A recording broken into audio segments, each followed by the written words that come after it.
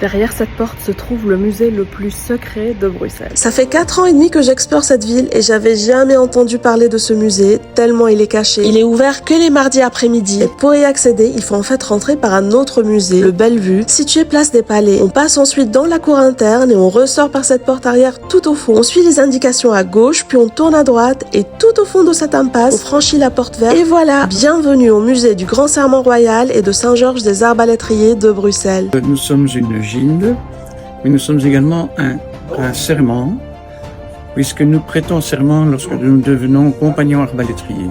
Ce local est à la fois un musée et un stand de tir, où on tire à l'arbalète. Les arbalétriers étaient les défenseurs de la ville de Bruxelles et ici tu peux venir découvrir l'histoire du serment, les anciens arbalètes et même faire de l'initiation au tir, le tout dans un cadre unique qui te fera voyager au Moyen-Âge. On va utiliser un geck, c'est un levier.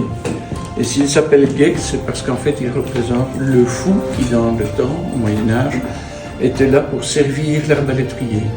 Il fallait être un peu fou pour ça.